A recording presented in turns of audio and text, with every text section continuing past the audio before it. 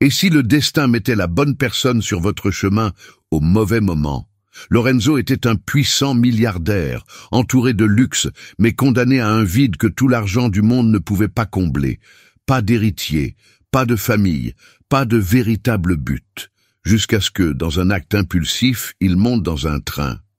Et qu'un simple trébuchement le mette face à face avec Amelia, une femme qui n'a rien de commun avec lui, si ce n'est que, d'une manière inexplicable, ses manières semblent entrelacées. Mais l'amour entre deux mondes opposés n'est jamais simple. Une intrigue, une trahison et une erreur qui pourraient tout coûter. Ce que Lorenzo ne savait pas, c'est que perdre Amelia pouvait être sa plus grande ruine. Et maintenant, le destin lui donnera-t-il une seconde chance? Ou sera-t-il trop tard? L'argent achète tout, mais jamais assez. Lorenzo s'accrochait au volant de sa voiture de sport, glissant en douceur dans les rues de Barcelone. Les lumières de la ville clignotaient dans son reflet sur le pare-brise, mais il ne les voyait pas. Son esprit était piégé dans un vide profond, un trou noir que tout l'argent du monde ne pouvait combler. Son téléphone portable vibrait sur le tableau de bord. Un message. Grand événement ce soir chez Marco. Champagne et bonne musique, vous venez? Il soupira, supprimant la notification. Le même itinéraire, les mêmes soirées, les mêmes personnes. Rien de nouveau, rien de réel. Son regard se tourna vers la vitre de la voiture, captant son propre reflet pendant une brève seconde. Il était là, réussi, puissant, désiré, mais aussi seul. Le genre de solitude que même l'écho d'une foule ne pouvait combler. Cette pensée lui vint comme un poison murmurant dans son esprit. Je ne pourrai jamais avoir d'enfant. Le feu de circulation est devenu rouge. Lorenzo serra les doigts sur le volant. Ses médecins l'ont confirmé il y a des années. Il était stérile. La lignée dont il a hérité et construit prendra fin avec lui. Un empire financier sans héritier, un nom sans avenir. Le phare s'est ouvert, mais Lorenzo n'a pas avancé. Quelque chose en lui se brisa. Sur un coup de tête, il a brusquement tourné la voiture, s'écartant de la trajectoire habituelle. Il a parcouru les rues à toute allure, laissant la civilisation derrière lui, jusqu'à s'arrêter devant la gare. Un agent de sécurité s'est approché. « Monsieur Lorenzo, tout va bien ?» Il est sorti de la voiture sans répondre. « Tu vas laisser ta voiture ici ?» L'homme a demandé, confus. Lorenzo a juste souri. « Aujourd'hui, je veux faire quelque chose de différent. » Il entra dans la gare sans se retourner. L'odeur métallique des voies mêlée à la vapeur chaude du train emplissait ses sens. Il a acheté un billet sans même voir la destination. La machine recracha le papier et il se dirigea vers le quai. Le train est arrivé. Il entra. La voiture était bondée. L'air était rempli de voix, de rires et d'une légère odeur de parfum bon marché mélangé à du café. Il s'arrêta près de la porte, se tenant à l'une des barres du haut. C'est alors qu'il sentit un pied sous le sien. « Prudent !» s'exclama une voix féminine. Il baissa les yeux et trouva une paire d'yeux marron brillants qui le fixaient. « Vous auriez pu écarter votre pied » répondit-il automatiquement. La femme haussa les sourcils et croisa les bras. « Ou tu pourrais, pour la première fois de ta vie, t'excuser. » Lorenzo fronça les sourcils. Qui était cette femme pour lui parler ainsi? Mais avant qu'il ait pu répondre, une voix rauque s'éleva sur un banc voisin. Des chemins inattendus mènent aux meilleures découvertes. Lorenzo regarda le vieil homme assis là, visage ridé, longue barbe, yeux pleins de secrets. Et même, murmura-t-il indifférent. Le train trembla. La femme ajusta son sac sur son épaule et laissa échapper un rire léger, presque provocateur. « Je parie que tu n'es pas habitué à l'inattendu. » Lorenzo n'a pas répondu, mais ces mots restaient gravés dans sa mémoire, comme des pointes invisibles incrustées dans son esprit. « Encore toi !» Lorenzo s'arrêta à l'entrée du manoir, fronçant les sourcils en reconnaissant la femme tenant un sac cabossé à côté de la gouvernante. Amelia releva le menton, surprise de le voir là. « Monsieur, » commença-t-il, mais il s'arrêta lorsqu'il remarqua le regard froid qu'il lui lançait. « Que fais-tu chez moi ?» La gouvernante est intervenue avec un sourire professionnel.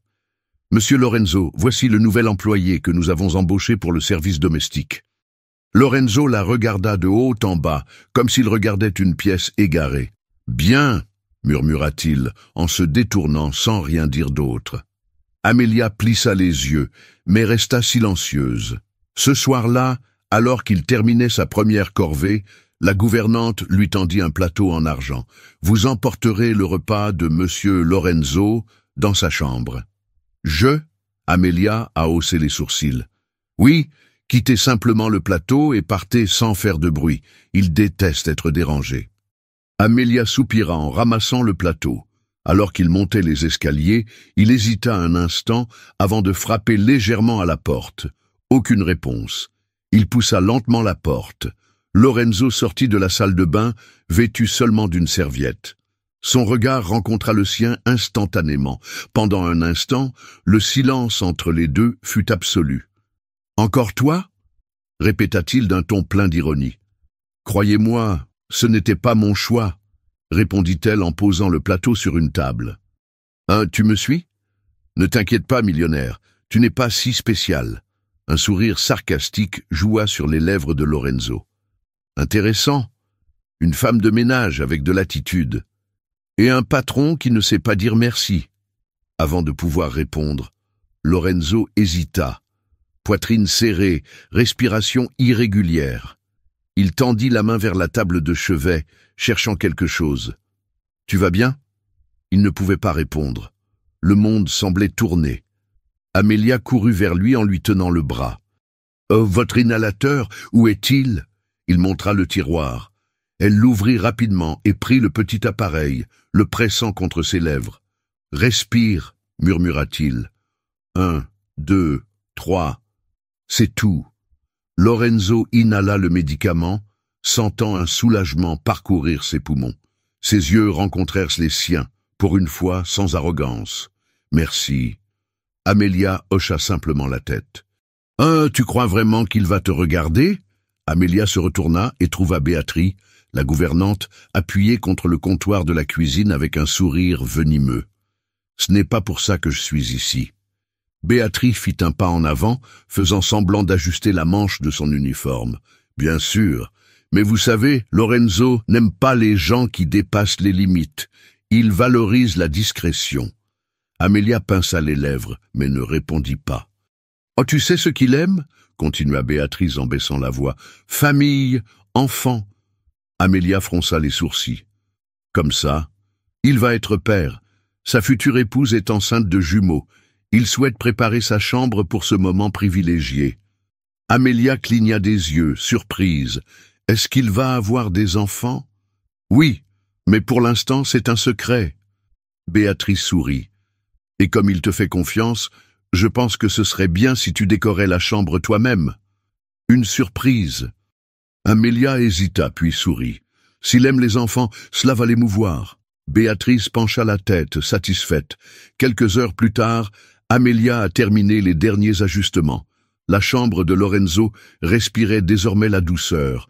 Des coussins pastels, un tableau représentant un père tenant un bébé dans ses bras, une légère odeur de talc dans l'air. Elle recula, admirative du résultat. Lorsque Lorenzo est entré dans la pièce cette nuit-là, il l'a senti avant même d'allumer la lumière. Il s'est arrêté. L'air était épais, suffocant. Ses yeux captaient chaque détail, les tons doux, les jouets délicatement disposés sur la commode, le tableau à côté du lit. Son corps se raidit. « Qui a fait ça ?» La voix résonnait dans la pièce, emplie de quelque chose qui n'était pas seulement de la colère, mais de la douleur. Amelia, qui était à la porte, sourit. C'était moi.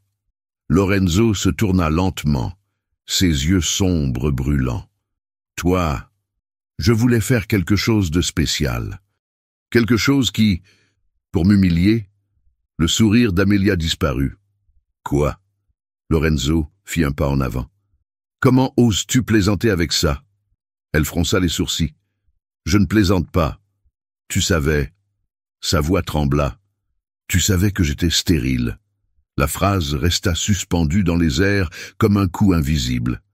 Amelia recula, perplexe. « Je ne savais pas. » Lorenzo serra les poings. « Sortez de chez moi. Maintenant. » Amelia a fait sa valise avec des mains tremblantes. La chambre simple où il avait dormi ces derniers jours semblait désormais froide et vide. Le poids de l'injustice lui serrait la poitrine, mais elle refusait de pleurer. Cela n'en valait pas la peine. Béatrice apparut à la porte, appuyée contre le chambranle, un sourire satisfait aux lèvres. « Quelle honte! Je pensais vraiment que tu tiendrais plus longtemps. » Amelia l'ignora. Elle ramassa son sac et passa devant la gouvernante sans se retourner. Lorsqu'elle atteignit l'entrée du manoir, Lorenzo était là, la regardant les bras croisés. Son visage était fermé, mais ses yeux trahissaient autre chose que de la colère. Elle s'arrêta, hésita un instant, mais releva le menton. « Ceux qui accusent n'ont pas toujours raison, » dit Amelia en le regardant fixement. Il gardait un regard dur, mais quelque chose vacillait dans son expression. Elle attendit, espérant qu'il dirait quelque chose. Mais Lorenzo resta silencieux. Avec un profond soupir, Amelia se tourna et sortit des portes. Le vent froid de la nuit lui coupa le visage, mais elle ne se retourna pas. Lorenzo resta là pendant plusieurs minutes, le regard fixé dans le vide. Lorsqu'il retourna dans sa chambre, la douce odeur du parfum pour enfant flottait encore dans l'air, un fantôme invisible qui l'a étouffé. Il passa ses doigts sur la surface lisse du tableau à côté du lit, sentant une pression croissante dans sa poitrine. Le savait-elle? Non, ça ne pouvait pas être le cas. Mais alors, pourquoi ferais-je ça? Il inspira profondément et se massa les tempes. Quelque chose n'allait pas. Le lendemain matin, Lorenzo a appelé le chauffeur au bureau. « As-tu emmené Amelia quelque part hier ?» L'homme fronça les sourcils, confus par la question. « Oui, monsieur. J'ai été ordonné par Madame Béatrice. Elle nous a distribué une liste et nous a demandé de prendre notre temps. » Lorenzo fronça les sourcils. « Que veux-tu dire par « notre époque » ?» Le conducteur s'éclaircit la gorge, visiblement mal à l'aise. La liste était longue. Béatrice a insisté sur le fait que nous n'avions pas besoin de nous précipiter. Mais pour être honnête, Amelia semblait vouloir revenir bientôt. Elle pensait qu'elle devait être là si tu avais besoin d'elle. Lorenzo resta silencieux pendant un long moment. Chaque pièce s'emboîte cruellement. Il passa une main dans ses cheveux, essayant de contenir sa frustration. « A-t-elle parlé de la décoration de ma chambre ?» Le chauffeur hésita. Juste que c'était quelque chose d'important. Mais Amelia semblait excitée. Elle croyait vraiment qu'elle faisait quelque chose de bien pour toi. La mâchoire de Lorenzo se serra. Son menton tremblait légèrement, comme si quelque chose en lui s'était fissuré. Il a été trompé, manipulé. Ses yeux se plissèrent. « Appelle Béatrice. » Maintenant. Béatrice entra dans le bureau de Lorenzo avec un sourire calculé. « M'avez-vous fait venir, monsieur ?» Il était debout, les bras croisés, la mâchoire serrée. « Asseyez-vous. » Elle hésita, mais obéit. Lorenzo resta silencieux quelques secondes, les yeux fixés sur elle, comme s'il pouvait voir au-delà de sa façade impeccable. « Pourquoi as-tu demandé à Amelia de décorer ma chambre ?» Béatrice cligna des yeux, feignant la confusion. « Comme ça? Je pensais que ce serait une agréable surprise. Après tout, tu vas être père. » Lorenzo se pencha au-dessus de la table, les poings serrés. « Ne me mens pas, je sais déjà tout. » Le sourire de Béatrice s'effaça un instant avant de reprendre ses esprits. « Je voulais juste t'aider. » Pour aider, Lorenzo laissa échapper un rire amer. « Tu voulais humilier Amelia, et il a réussi. » Béatrice pencha la tête, comme si elle essayait toujours de garder le contrôle de la situation. « Je pensais juste que ce serait bien pour toi. »« Ce que tu pensais, » l'interrompit Lorenzo, sa voix aussi froide que l'acier. « C'est que tu pouvais la manipuler pour me faire du mal. » Elle ouvrit la bouche pour parler, mais il leva la main, la faisant taire. « Je ne te fais plus confiance, Béatrice. Vous êtes virée. » L'impact de ces mots lui fit pâlir le visage. « Quoi? Prends tes affaires et sors de chez moi. Maintenant. » Les yeux de Béatrice s'écarquillèrent, une fierté blessée se reflétant dans son expression. « Lorenzo, j'ai toujours été à tes côtés. Et maintenant, ce n'est plus le cas. » Le silence est tombé comme un poids sur l'environnement. Béatrice se releva lentement, la colère tremblant dans ses mains. « Vous allez le regretter. » Lorenzo n'a pas répondu. Il l'a juste regardé partir. L'air semblait plus léger, mais il manquait encore quelque chose. Il a pris les clés de la voiture et est parti. Le chemin vers la gare semblait interminable. Chaque feu rouge, chaque tournant, tout mettait sa patience à rude épreuve. À son arrivée, il a sauté de la voiture sans même la verrouiller. Il regarda autour de lui, scrutant la foule des yeux. Rien. Il prit une profonde inspiration. J'attendrai toute la journée s'il le fallait. Les minutes passèrent, puis des heures. Et puis, alors qu'il commençait à perdre espoir, il la vit. Amelia marchait le long de la plateforme en tenant la main de deux jeunes enfants. Le cœur de Lorenzo manqua un battement. Sans réfléchir, il avança. « Amélie !» Elle s'arrêta, surprise, les yeux écarquillés. « Que faites-vous ici ?» Lorenzo s'arrêta devant elle, essayant de reprendre son souffle. « Je suis venu corriger mon erreur. » Amelia serra plus fort les mains de ses enfants lorsqu'elle entendit la voix de Lorenzo. Sa poitrine se serra. « Lorenzo, qu'est-ce que tu fais ici ?» Le train sifflait en arrière-plan, prêt à partir. Son cœur battait vite. Lorenzo inspira profondément, son expression déterminée. « J'ai tout découvert. Béatrice vous a piégé. » Les yeux d'Amelia se plissèrent, mais elle ne dit rien. « J'étais un idiot, a-t-il poursuivi, la voix pleine de regret. J'ai laissé ma fierté m'aveugler. Je l'ai accusé sans réfléchir, sans t'écouter. Le train a ouvert ses portes. » Amelia le regardait, hésitante. « Lorenzo, laisse-moi parler. » Il fit un pas en avant, les yeux fixés sur les siens. « Tu as fait quelque chose de beau pour moi, et je l'ai transformé en quelque chose de cruel. Mais maintenant je sais que la famille n'est pas que le sang. La famille est un choix. » Elle cligna des yeux, confuse. « Qu'est-ce que tu dis ?» Lorenzo regarda les deux garçons à côté d'elle. « Je dis que je veux être leur père. » La poitrine d'Amelia se serra. « Mais tu as dit... » « Je sais ce que j'ai dit. Mais j'avais tort. Je ne veux pas qu'un seul nom porte mon héritage. Je veux une famille. Je te veux. » Les portes du train commencèrent à se fermer. « Tu viens avec moi ou pas ?» Sa voix était tremblante. Lorenzo sourit. « Ce n'est pas moi qui viens avec toi. Je veux que tu viennes avec moi. » Le silence tomba entre eux. La voiture était pleine d'yeux curieux. Lorenzo a alors fait quelque chose d'impensable. Il s'est agenouillé là, au milieu de la gare. « Amelia, j'étais une idiote. Mais je sais que je ne peux pas te laisser partir sans essayer. Je t'aime, et si tu me le permets, je veux aussi aimer ces garçons. » Elle retint son souffle. Les enfants la regardaient sans comprendre. « Maman ?» murmura la plus petite en tenant sa jupe. Les paroles de son fils l'ont brisée intérieurement. Amelia se mordit la lèvre. « Ferais-tu ça, même si tu sais que tu ne pourras jamais avoir d'enfant biologique ?» Lorenzo lui prit la main, entrelaçant leurs doigts. « J'ai appris que la famille, c'est l'amour. » Le train siffla à nouveau. Le cœur d'Amelia battait comme un tambour. Elle regarda ses enfants, puis Lorenzo. « Tu veux vraiment ça ? Avec tout ce que je suis. » Les larmes coulèrent. Elle sourit. « Oui. » La foule environnante a applaudi. Lorenzo se leva et la serra fort dans ses bras, ses enfants riant autour d'eux.